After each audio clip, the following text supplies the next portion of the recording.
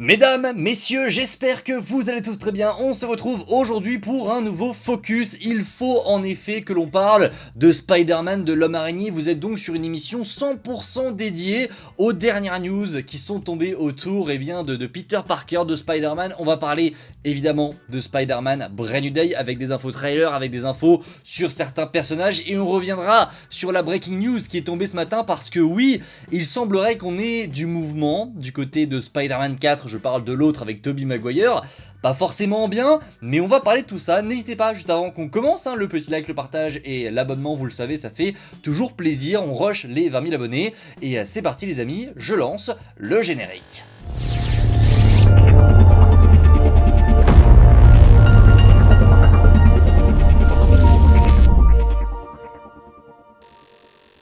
Alors, il faut tout d'abord que l'on revienne sur, ce monsieur, Jacob Batalon, oui, Ned Leeds, qui revient officiellement dans Spider-Man Brand New Day. Ça avait été, déjà dit par certains médias, mais Jacob Batalon lui-même l'a confirmé. Il sera directement au casting de Spider-Man Brand New Day. Il a simplement pu dire qu'il avait des cheveux, voilà, qu'on allait retrouver Ned avec des cheveux. Donc, le duo, le trio, même on peut dire, Peter, MJ et Ned seront tous les trois de retour dans Brand New Day. Maintenant, à voir quel rôle ils auront. Je suis pas sûr qu'ils aient un rôle important. Je suis pas sûr qu'on leur donne vraiment une importance parce que pour moi, je me répète, mais Peter va les laisser. En fait, il va sûrement les surveiller de loin, voir un petit peu ce qu'ils deviennent. On a entendu même que MJ aurait un nouveau petit copain dans Spider-Man 4 qui est dramatique pour Peter, mais je pense pas qu'il va re-rentrer dans les vies de Ned et de MJ. Ça m'étonnerait. Maintenant, on n'est pas à l'abri de surprise. On a déjà vu des retours comme ça, et peut-être même que, j'en sais rien, Tom Holland a insisté pour que Zendaya et Jacob Batalon aient un rôle important, mais personnellement j'y crois pas beaucoup. N'hésitez pas en commentaire à me dire ce que vous pensez de cette news, et il faut également que l'on parle de Kevin Feige, parce que oui, apparemment, c'est une news qui est tombée, qui a été relayée par Spider-Man News, Kevin Feige aurait... on pensait qu'en fait Kevin, je l'appelais Kevin comme si c'était mon pote, mais on pensait qu'il avait joué un grand rôle cette année pour Spider-Man Brand New Day, et finalement, ce serait pas le cas. Et ce serait plutôt Amy Pascal, grande figure de Sony Pictures. Apparemment c'est elle, en grande partie, qui aurait géré Spider-Man Brand New Day cette année. On parle pas du processus de création, etc. On sait que Kevin Feige et Tom Holland étaient très concernés lors du processus de création de Spider-Man Brand New Day, que Sony, de leur côté, voulait... refaire un film multiversel, que Tom Holland et Kevin Feige n'étaient pas d'accord avec ça, et donc, on a eu une espèce de guéguerre entre Sony et Marvel, où, d'un côté, on avait Kevin Feige et Tom Holland qui voulaient faire un film vraiment terre à terre, et Sony, les grands méchants Sony, voulaient faire revenir Tobey et Andrew. Visiblement, la news, vraiment, elle me surprend un petit peu. Kevin Feige n'aurait pas eu un grand rôle dans le tournage de Spider-Man 4, et c'est Amy Pascal, donc... on va traduire, c'est Sony qui aurait vraiment géré cette partie-là. C'est pas forcément une bonne nouvelle, mais voilà, le scénario était écrit, Destinée Cretton a travaillé avec Marvel. Je pense tout de même que Sony, et on l'a entendu, ils sont un petit peu plus cool. Ils laissent un petit peu plus faire Marvel, parce qu'en soi, les gars, Sony, c'est une catastrophe. C'est une catastrophe. Y en a qui me diront, oui, mais avec Sony, on a eu les films Spider-Verse, on a eu les jeux Spider-Man sur PlayStation, on a eu les The Amazing, on a eu la première trilogie de Tobey. Il faut bien savoir que chaque branche de Sony est différente. Donc la branche animation ne représente absolument pas la branche qu'on a pour les films en live action, pour l'univers justement qui avait été créé, ce fameux Sony Spider-Man Universe. La branche jeux vidéo, c'est pareil, c'est absolument pas la même chose. La seule chose qui est pareille, c'est ce qu'a fait Sony en live action, donc la trilogie de Tobey Maguire et les films de The Amazing, enfin les films d'Andrew Garfield.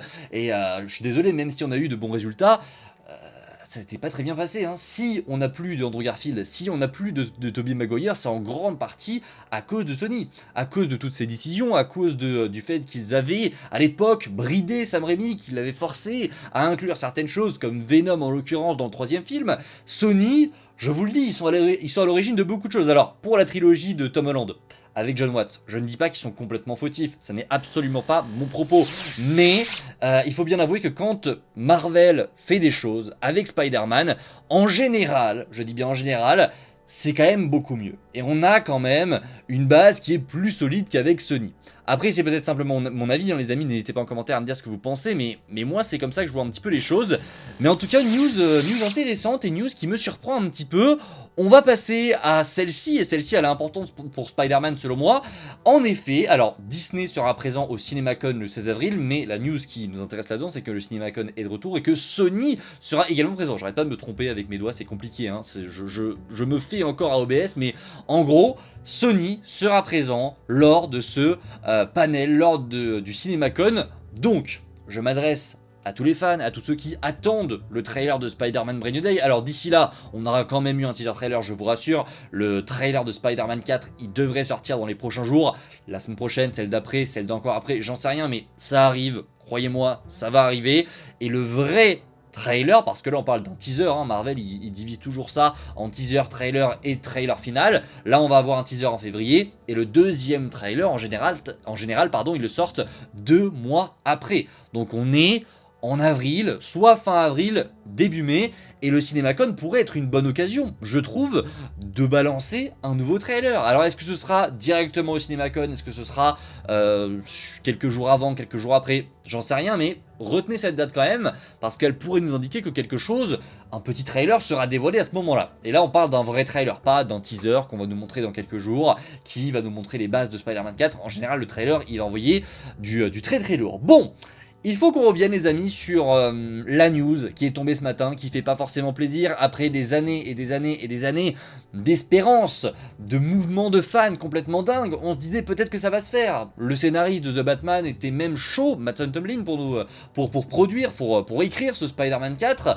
et visiblement, en tout cas on a eu une réponse d'un monsieur qui pour le coup est le principal concerné, hein, c'est Sam Raimi. Sam Raimi qui ferme la porte aujourd'hui à un Spider-Man 4 avec Tobey Maguire. Il a déclaré, je cite, vous le voyez juste à côté, Peter Parker et MJ sont passés à autre chose. Ce ne serait pas juste de ma part de revenir et d'essayer de ressusciter ma version de cette histoire. Le grand personnage de Stan Lee, il a créé le personnage, mais tellement de gens y ont contribué, tellement d'artistes que pendant un bref moment, on m'a confié le flambeau pour poursuivre une histoire vieille de 40 ans de comics Spider-Man. Puis après mes 3 films, j'ai transmis le flambeau à quelqu'un d'autre, et je pense qu'ils doivent continuer à faire avancer l'intrigue avec le public qui suit désormais le porteur du flambeau. En gros, ce qu'il nous dit, c'est qu'il n'a pas vraiment envie de s'imposer et de revenir faire son film Spider-Man, alors qu'aujourd'hui, le Spider-Man que tout le monde connaît, c'est Tom Holland. Des jeunes gens, des enfants grandissent avec Tom Holland, grandissent avec ce Spider-Man, et il n'a pas envie de venir un petit peu tout gâcher. Alors, si je pourrais tacler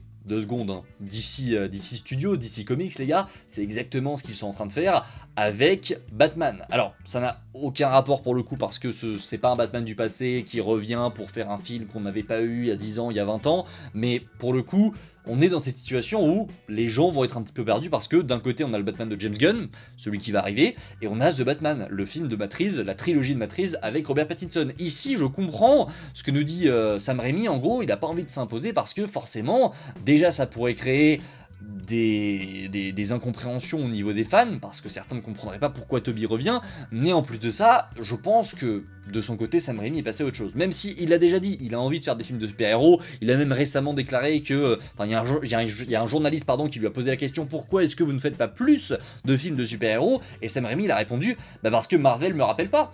Alors que je pense que le mec a envie, il souhaite faire des films, il avait kiffé son expérience sur Doctor Strange 2, plus ou moins, Marvel avait un petit peu bridé, on s'en souvient, mais je pense tout de même qu'il a encore cette envie-là. Maintenant, aller rechercher un Spider-Man 4... sauf si vraiment grand miracle, mais genre on te propose des milliards à la George Lucas en mode allez fais Spider-Man 4, peut-être qu'à un moment donné il dira oui, donc ne jamais dire jamais, mais visiblement ça sent vraiment pas bon pour un Spider-Man 4 avec Tobey Maguire, et on peut les mettre dans le même panier, hein, mais un Spider-Man 3, un TSM 3 avec Andrew Garfield... J'y crois zéro.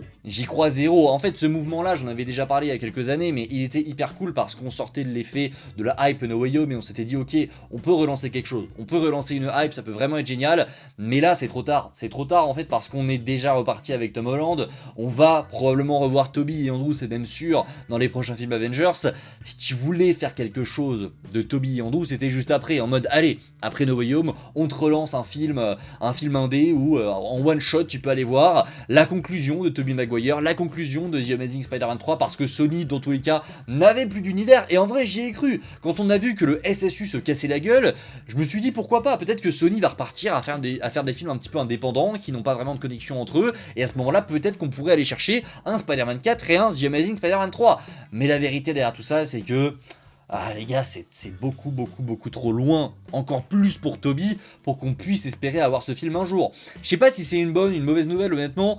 Moi je faisais partie de la team, si ça arrive, je verrai comment est-ce que je réagis, mais pour le coup si ça n'arrive pas, c'est pas grave. On a déjà écrit cette histoire avec Tobey, on a refermé le livre selon moi. Là où ça me fait plus chier pour moi c'est Andrew, parce qu'Andrew...